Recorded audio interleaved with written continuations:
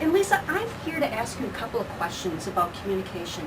What communication issues do you have regarding missing specimens, broken instruments, multiple phone calls about the same issue? One of the most common problems I see here in specimen management is samples getting sent back and forth repeatedly times from here to the other laboratories and then back again, and sometimes it's not really clear what is supposed to be happening with that sample. Okay. Do you have a standard process or procedure to document or deal with these communication issues? Not really. Right now we just use Post-it notes. Okay. Not necessarily the best way to communicate, because those Post-it notes can get lost along the Yeah. way. And sometimes there's no note, so it's better than no note. So there is probably room for improvement in your process. I you think would so, say. yeah. So have you ever heard of SBAR? I've heard a little bit about it, like it's been mentioned. Well, SBAR essentially is a communication tool, and SBAR stands for situation, insofar as what is going on with the problem. Background, what is a background or context? What is the issue that you're dealing with the situation?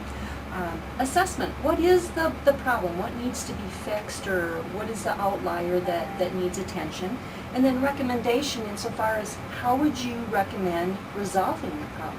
Do you think that might be something you and the rest of your team in specimen management might want to explore? Yeah, I think that's something that could be adapted to us. Okay. Well, thank you, Lisa. You'll be hearing more about it in the future. Thanks a lot. Thank you.